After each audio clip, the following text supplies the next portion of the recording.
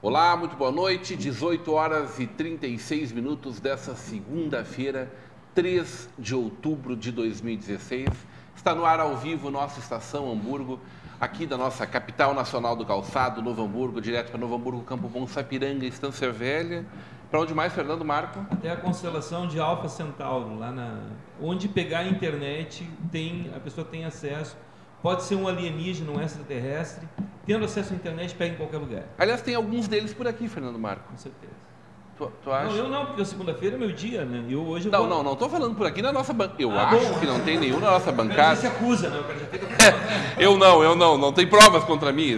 A pior coisa é o cara dizer, não tem provas contra mim. Fernando Marco, muito boa noite. Muito boa noite, Fernando Rodrigues. Hoje é dia de seminário de alienação parental. Não, hoje não é dia. O dia é quarta-feira, dia 5 de outubro. E agora, essa semana, a gente vai anunciar aqui, né? Então, eu vou pedir para a Pâmela ligar o negócio aqui para mim gravar. Exatamente. Daí eu vou falando e ela vai gravando ali. Depois eu vou mandar para o nosso grupo de WhatsApp da Comissão Especial da Criança e Adolescente da OAB, que é um seminário que nós estamos realizando na quarta-feira, dia 5 de outubro, aberto à comunidade, já que é um seminário multidisciplinar. Ele conta tanto com profissionais da área do serviço social, como psicólogos e também advogados. Então, a gente vai tratar dos aspectos jurídicos e psicológicos da alienação parental.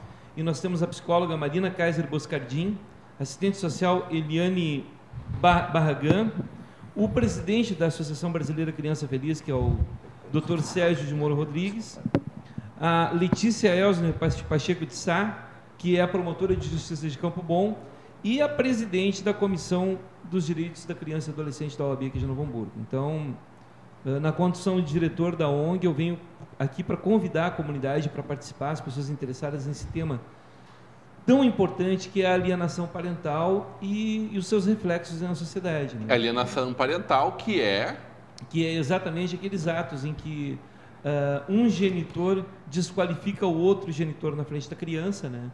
E muitas vezes impede o acesso do outro genitor a essa criança ou adolescente. Então, para quem passa por esse problema, às vezes filhos de pais divorciados que estão muitas vezes utilizando a criança ou adolescente como instrumento de vingança. Como escudo, né? Como escudo.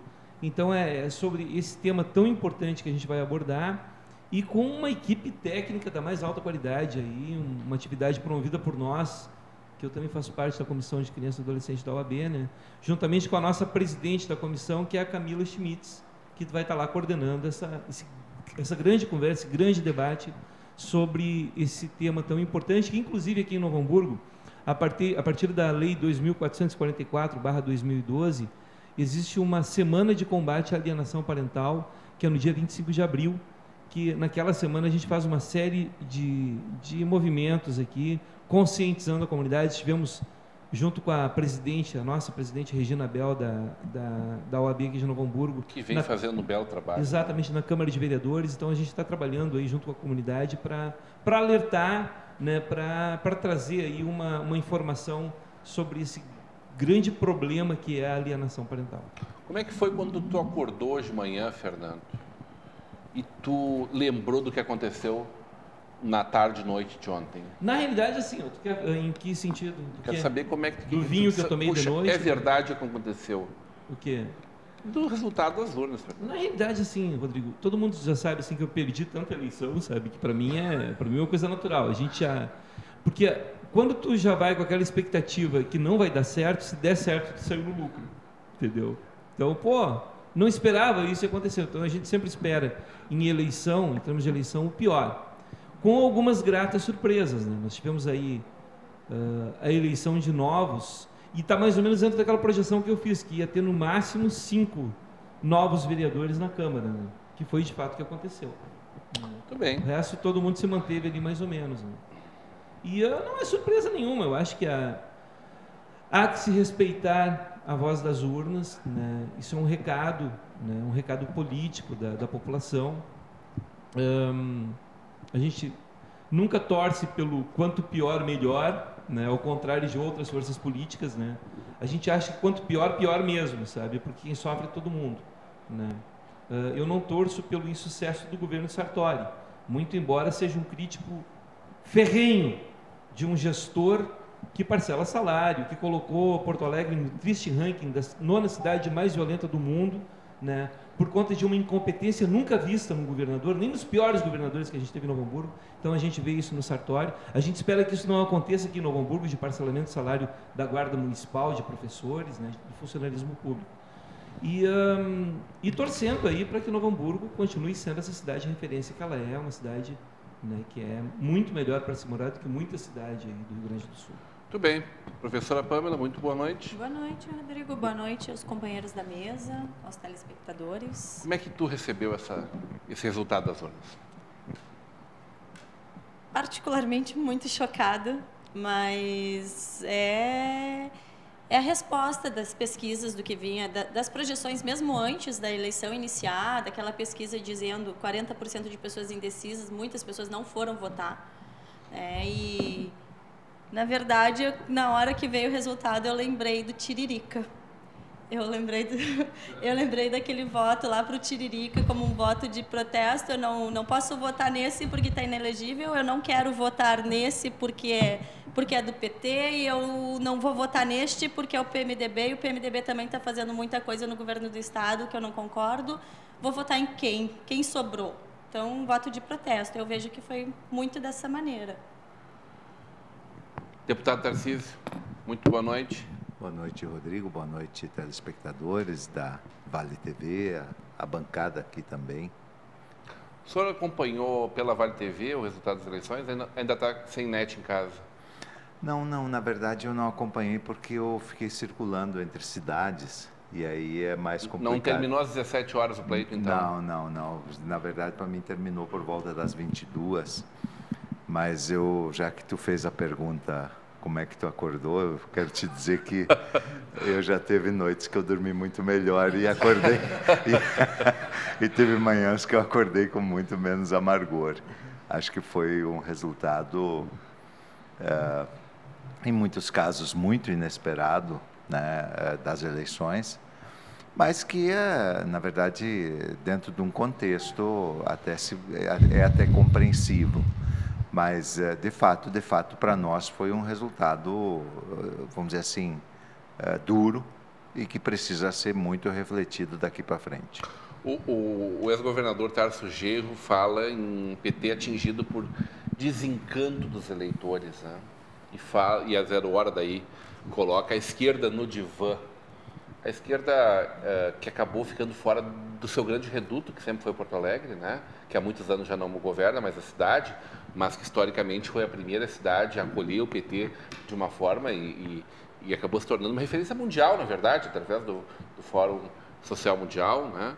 E acabou levando 2 candidatos, um Sebastião Mello, que defende a sequência do trabalho, que definitivamente não é uma pessoa de esquerda, né? E, bom, o Marquesan, então, que é exatamente o oposto daquilo que o PT prega como um projeto de governo, né? Mas está dentro de um contexto. Eu acho que, vamos dizer assim, com o nível de ataque que o PT vem sofrendo já há muitos anos, por razões justificáveis ou não, mas a verdade é que, no nosso caso, pesa muito mais a mão daqueles que condenam atos de ilegalidade, enquanto em outros isso transita com uma certa naturalidade, com o nível também de exposição que nós tivemos, digamos assim, na boca da urna feita pela Lava Jato, com os episódios envolvendo Manteiga, envolvendo Palocci, envolvendo o próprio ex-presidente Lula, era já esperado que nós teríamos um resultado eleitoral mais complicado de ser administrado.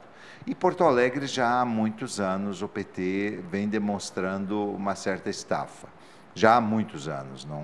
É importante destacar que na eleição passada, que foi uma eleição tranquila para o PT, foi uma eleição em 2012 que nós aqui em Novo Hamburgo, mesmo com a impugnação, nós vencemos, né? Eu venci a eleição.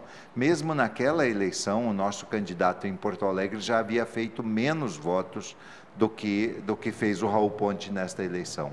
Então, Porto Alegre, o PT já vem demonstrando uma estafa há mais anos, e acho que a turma de Porto Alegre tem que refletir um pouco melhor sobre quais as razões deste problema. Agora, eu acho que é importante dizer, nós tivemos, por exemplo, em Dois Irmãos, o PT fez 39,47% dos votos, deixa eu olhar aqui na minha cola, desculpa, 39,9% dos votos. Em Sapiranga ele fez 38,4% dos votos. Em Sapucaia, 39,47%. Em São Leopoldo, 30,26%. Em Parobé, 30,5%. Isso não é um percentual desprezível, né? Aqui em Novo Hamburgo foram, considerando os votos do Ayrton, que são votos, na verdade, nominais, e a quesilha jurídica, essa não interessa ao eleitor. O eleitor disse que queria o Ayrton como prefeito, e isso tem que ser respeitado. Considerando os votos do Ayrton, nosso candidato fez, o prefeito Luiz fez 18% dos votos, um pouco mais, mas a prefeita eleita, Fátima Daut, fez menos de 30% dos votos. Menos de 30%. Então, teria sido possível vencer a eleição aqui, assim como foi possível ganhar em São Leopoldo com 30% ou em Sapucaia com 39%. E era uma eleição fácil de ganhar essa de Novo Hamburgo? Não, nenhuma eleição é fácil. Tantos candidatos. Mas todos os... O PT perdeu para ele mesmo, deputado? Não, na verdade, vamos dizer assim, eu tenho uma seguinte observação. Quando a gente disputa uma eleição, a gente tem que ter clareza do cenário. Quando a gente se dispõe a fazer política num espaço, a gente tem que ter clareza do cenário nacional, do cenário internacional, do cenário estadual, e tem que ter clareza também do cenário local, né? Quem não consegue fazer isso com nitidez, ele faz uma aventura, entende? Faz uma incursão e tal. Eu acho que no nosso caso faltou aqui em Novo Hamburgo mais, vamos dizer assim, mais uma percepção do que é a cidade de Novo Hamburgo. Cada cidade é diferente da outra. Ninguém pode querer aplicar aqui o que funciona do lado, né? Mas algumas das coisas até podem ser aplicadas mais adequadas ao cenário da cidade. Eu acho que aqui a gente facilitou demais, assim. Eu acho que a gente leu mal a cidade durante o governo atual e pagamos o preço. Tá bem. Fernando Rodenbusch, muito boa noite. Boa noite. Surpresa com o resultado da eleição, Fernando? Bastante. Até porque eu vim aqui nessa bancada e disse que nessas eleições nós não teríamos surpresas. Então, eu estou mordendo a língua, estou reconhecendo, né? Não entendo nada de política, descobri agora que pelo menos não entendo. Mas eu acho que tem muita gente entendida que também não está hoje pensando assim, mas eu não entendo nada de política. Não, mas realmente assim foi uma campanha dos candidatos, eu acho que muito bem realizada por alguns, mal realizada por outros. Eu acho que não vem ao caso onde se ganhou, onde se perdeu, mas principalmente a questão da população. A população de Novo Hamburgo surpreendeu a todo o estado, eu não digo só em Novo Hamburgo, eu acho que surpreendeu a todo o nosso estado, aos que entendem de política, aos que não entendem, enfim, mas prevaleceu, e isso que eu acho, isso eu tenho que torcer pelas mulheres hoje. Hoje eu vou dar uma de Fernando Marco aqui.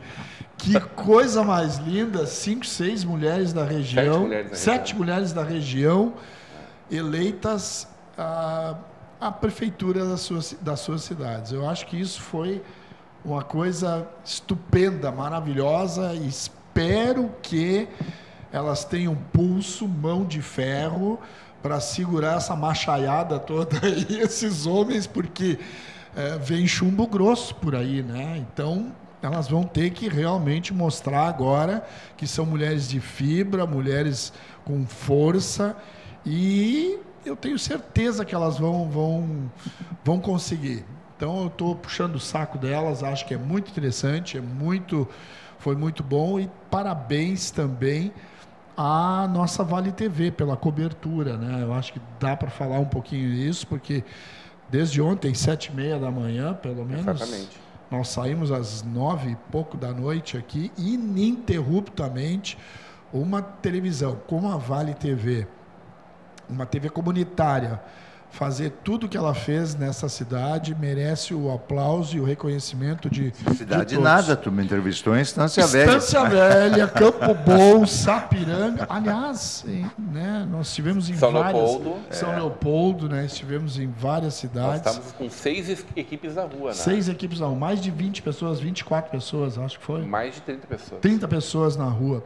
Olha, Não, isso... entre toda a estrutura, mais de 30 Sim, pessoas. sim. Né? Eu tenho uma impressão que era, de todos os meios de comunicação desta região, a que mobilizou o maior número de profissionais. Modéstia à parte. Eu deputado. participei de vários programas em outras emissoras e, digamos, era uma condução muito mais solitária. A gente né? conseguiu... Isso é uma construção comunitária, né, deputado? é. Esse é o trabalho que a gente conseguiu realizar. Eu estou preocupado com uma coisa, sabe, Fernando? Fala. Fernando Marco vem dizendo reiteradas vezes que será candidato a prefeito de Novo Hamburgo na próxima eleição. 2052. O meu 2020, medo é que com essa onda de 20? mulheres, Ah, ele queira de alguma forma se preparar para ser competitivo nessa eleição, Fernando Marco. Não, na verdade, primeiro o meu partido precisa me aceitar, né? E aí é uma disputa interna, né? Primeiro a gente vai para as prévias. Mas tu disse que ia buscar um partido para concorrer. Ah, não, se não me aceitar, eu busco partido, eu quero ser candidato. O negócio é ser candidato a Mas prefeito. que ano é isso, Fernando? 2020, agora daqui a 4 anos. Porque Tarcísio é o seguinte, Bom, assim, por muito que eu quero legal. ser candidato a prefeito? É bom Aí, saber. É o eu primeiro não- candidato, hein? Eu não quero, é o Primeiro primeiro pré-candidato. candidato. Já larguei na frente. Porque eu não quero ser candidato. Tu assim, pensou já em trocar de sexo para ser competitivo, Fernando Marco? pode ser, ou... Já que o senhor ia titubear ou- e não responder a minha Não, eu pergunta. até podia chegar e me declarar. Eu sou da comunidade LGBT, tá? Eu sou dessa turma. Porque daí se eu dissesse eu sou homossexual, ia ter um monte de gente para provar que eu não era. Não, esse cara é um falcatrua para discutir. Porque na realidade, quando tu coloca o teu A nome... gente não precisa realmente aprofundar esse assunto, Fernando Não, Marco. mas assim, não precisa de gênero, Foi né? apenas uma discussão porque o senhor falou Mesmo se sobre eu fosse isso. ou não fosse, mas essas questões... Discussões sobre armários e outras Não, coisas. nós não isso precisamos falar importa sobre muito isso. mais. Tu pega os Estados Unidos, por exemplo, a primeira coisa que o cara tem que fazer é apresentar a esposa. E se, É verdade. se tiver uma criança, e de preferência loira, e dizer eu acredito em Deus, tá, ele já está apto para concorrer. Já tem 15% Se não votos. tiver, isso é pré-requisito para... Porque lá as pessoas... E aí tem isso também na política do Brasil, entendeu? Não tanto como nos Estados Unidos. Nos Estados Unidos tem mais. Ah, o cara é casado, o cara não sei o quê. Por exemplo, eu acho fantástica uma resposta que o Lula deu lá numa campanha, acho que foi de 89, que o repórter maldosamente, ardilosamente chegou para ele e perguntou, acho que era o babaca aquele do Alexandre Garcia. Ele disse assim, senhor candidato Lula, o senhor acredita em Deus? Aí ele disse, olha, se eu acredito em Deus ou não, é um problema entre eu e ele. Ou seja, ele admitiu que acreditava. Tá? Porque eu não vou usar Deus como cabo eleitoral. Eu achei aquela resposta fantástica. Eu achei aquilo... Sabe? Aí eu cheguei para um evangélico todo. Ele disse, ele ficou em cima do muro ali. Entendeu? O evangélico esse, o crente, ele chegou e disse para mim, o Lula ali ficou em cima do muro. Então a resposta que o candidato tem que dar, se ele quer atingir esse público, eu acredito em Deus. Então eu estou dizendo agora, serei candidato a prefeito em 2020 e acredito em Deus. Tá? Qual a minha plataforma? Tem mulher loira? Oi? Tem mulher loira e filho loiro? Ele já tem mulher loira. Tem mulher, leva as duas crianças junto, aquela coisa toda. Mas o que eu vou fazer em 2020 como candidato? 2,4 filhos. O que eu vou fazer em 2020 como candidato a prefeito? Eu quero só ir para debate para dar voadeira nos debates. Porque está muito sem graça o debate, está muito xoxo o debate. A gente não tem uma figura que nem o Brizola, que berrava, que gritava, aquela coisa toda. Não. Acabou a graça. Tu vai assistir um debate, o debate é morno, ele não tem, sabe, ele não tem consistência. Tu chamaria alguém de filhote da ditadura? Não precisa responder, Fernando Marco. Vamos para Fernando Rodembusch. Fernando, eu quero fazer uma pergunta, Fernando Marco, mas tu já pensou na possibilidade do Tarcísio vir em 2020? Enfrentar o Tarcísio. Pois Fernando Marco. não tem nem chance, né? Claro que não, sabe? Quem Tu não tem daria chance? voadeira, Ele O ou objetivo tu? dele é só dar voadeira, não é ganhar a eleição. Não tem chance. Agora, o detalhe é o seguinte, quando tu te propõe a ser alguma coisa, e eu estou me propondo a ser um candidato só para debate, entendeu? E fazer algumas visitas também. Tá. E correr pela beirada, porque daqui a pouco a gente teve uma candidata aí que ninguém acreditava muito e agora ela é prefeita. Né? Então tu vai para vice. Então, assim, Mas até porque Fernando Marco é difícil. Construir liderança no país, Ninguém aquela coisa acreditava toda. muito, Fernando Oi? Marco. Ninguém não acreditava muito. Não, ela acreditava. Então. Sim. A ACI, que apoiou ela, que botou uma grana violenta. Há controvérsias. Quem a ACI teria apoiado? A ACI, institucionalmente, não apoiou ninguém. Mas quando se abre o jornal NH, lá por outubro, novembro do ano passado, e vê uma página inteira e uma semana inteira de insistência da CI pauleando o prefeito, já brilhou lá que a CI estava pretendendo disputar alguma coisa aí. Mas será que não tem nada do que foi dito ali que mereça ser recebido e ruminado, pelo menos? Eu acho que sim, entende? Não, a questão não é o que foi recebido, será que é mas sempre a uma intriga mídia... da oposição? Não, a forma que tudo se deu e a mediatização daqueles fatos não é barato fazer um anúncio de uma página inteira, entende? Então, aquele investimento não foi à toa. Eu vejo dessa maneira. Ok. Fernando Rodenbusch, progressistas, tu enquanto um partidário, como é que o progressista recebeu o resultado das urnas?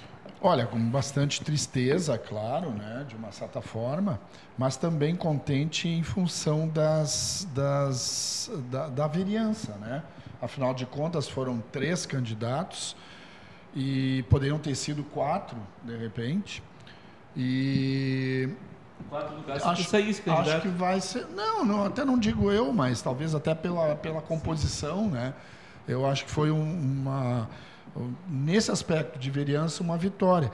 E eu até trouxe aqui, eu vejo que entre os 80, 90 candidatos, os candidatos do PP à Câmara de Vereadores ficaram entre os primeiros colocados, entre os primeiros 80, digamos assim, praticamente todos os candidatos. E isso é um trabalho de base que provavelmente pode vir dar um retorno muito forte daqui a 4 anos, né? Assim como tem as surpresas, tivemos a surpresa com a Fátima Daut, né? Nós temos surpresas também. Eu acertei 9 dos vereadores. Eu fiz meu bookmaker, aquele, né? Escrevi no papel, botei no envelope e deixei guardadinho lá e tal. 9 dos vereadores eu acertei. Faltaram 5. As surpresas, exatamente aquelas que aconteceram. E a prefeita? A prefeita, sim. Foi a surpresa? Foi uma grande surpresa. E 4 vereadores? E 4 vereadores. O Roger foi uma surpresa para ti? Não. Tu achou que ele não fosse eleger? Eu achei que ele não fosse. Mas a campanha dele é uma campanha de prefeiturável, né, Fernando? Mas não sei, falta... Eu acho que para algumas pessoas falta brilho. No teatro, a gente chama, quando a gente trabalha nessa área teatral, assim, quando a pessoa sobe no palco, ela tem que ter uma presença, ela tem que ter brilho. Eu não quero puxar o saco do Tarcísio, mas o Tarcísio chega num lugar, ele tem brilho, as pessoas vão atrás dele, as pessoas procuram ele, as pessoas enxergam ele pelo que ele é, pela pessoa que ele é. Mas daí também não, vamos... Não é pela beleza, não vem pela liderança. Não, mas peraí. Pela liderança. Mas o deputado federal... Sou veteraníssimo, tu não pode exigir de um candidato a vereador que tenha a mesma experiência e reconhecimento público que tem um veterano que nem eu, entende? Claro, eu tenho com certeza. várias batalhas. Mas assim, quando chega aquele vereador... Mas o Roger é uma surpresa para ti, Tarcísio, então? Na verdade, eu acho que, no caso dos vereadores, o que aconteceu nesta eleição, como é uma eleição feita muito sob o ambiente de uma crise política, de uma crise de valores na sociedade, o que aconteceu foi que as pessoas votaram muito em vereador que faz coisas para elas. Acho que isso que aconteceu mais. O Roger é um vereador do PCdoB, é mais um vereador de opinião do que propriamente de ação cotidiana, no sentido de desentupir bueiro, de arrumar consulta médica, de vacinar, de distribuir remédio, de pagar conta de luz, né? Então, acho que aconteceu muito isso. O Roger é um vereador mais de ideologia, de opinião. E todos esses aí sofreram mais nesta eleição. Então, Ah, mas quem é médico, porque atende lá no posto, porque São atende 5 candidatos da área no dessas consultório e tal. eleitos. Então é daquelas coisas que, vamos dizer assim, que tem uma retribuição material objetiva ao eleitor. Então o eleitor não votou em propostas políticas propriamente ditas, ele votou mais em retribuição material objetiva. E eu acho que daí candidatos como o Roger, eles acabam sofrendo, porque eles não são desse métier, não são desse nível. Muito bem. Vamos gerar a mesa. Fernando Marco, teu ponto final aí para a chegada do Carlos Fink, que vem falar sobre o PMDB, né, também. No fim, claro que é o assunto do momento, é a política, não adianta, né? O que eu vou dizer? Que, na realidade, para quem já foi candidato, para quem já sabe como é que é a batalha, e é muito difícil, e tu precisa de uma grande estrutura que, infelizmente, bem poucas pessoas têm, né? Tem algumas surpresas que eu queria registrar. A questão do Noro Bueno, que é uma liderança lá do bairro Canudos, que se elegeu. Da Vila Iguaçu, o Noro, né? Da Vila Iguaçu. O próprio Felipe Combrão, que foi uma grata surpresa, porque é um historiador. O Felipe, ele tem um vínculo com a cidade, principalmente com essa pesquisa que ele faz de genealogia, e ele é um guri, gente fina, querido, assim, então... essa renovação, e era esse perfil de renovação que a gente esperava, sabe? Né? E talvez até mais renovação, sabe? Eu acho que é mais do mesmo. Aí, o que vai se falar dos 2 vereadores que foram os mais votados, né? Eu acho que valeria a pena, assim, o trabalho do Issur e o trabalho da Patrícia, né? É um fenômeno, é uma coisa que a gente tem que registrar, muito baseado em cima de uma crítica ferrenha, um em relação à educação e outro em relação à saúde. E eu queria fazer uma provocação, gostaria muito que o Issur fosse secretário de Educação e a Patrícia fosse secretária da Saúde, sabe? Para ir lá, claro que eles vão dizer, não, eu fui eleito para ser vereador, não foi para... Tudo bem, né? Mas, porque é muito fácil bater, sabe? E como eu não sou uma pessoa muito de bater, eu bato pouco, né? A partir do ano que vem eu já vou começar a bater, porque eu vou preparar a minha campanha para candidato a prefeito, entende? Tá. Daí eu vou bater, Tá bom, tipo Petraco em 86, Petraco Neves, né? Aqueles caras que batiam, aquela coisa. Fernando, eu agradeço o convite. Quarta-feira? Né? Quarta-feira, 19 horas. Importante é o seguinte, ó, que quem quiser... eu perdi o telefone aqui. Mas quem quiser reservar, né, porque vai estar lotado lá, liga, procura aqui no Google, aqui, procura o telefone da OAB aqui de Novo Hamburgo e marca daí para reservar o lugar, porque a gente vai fazer mais uma divulgação amanhã para esse evento que é o Seminário de Alienação Parental. Maravilha. 19 horas na sede da OAB. Vamos virar a mesa então? A gente vai para um breve intervalo e volta já já.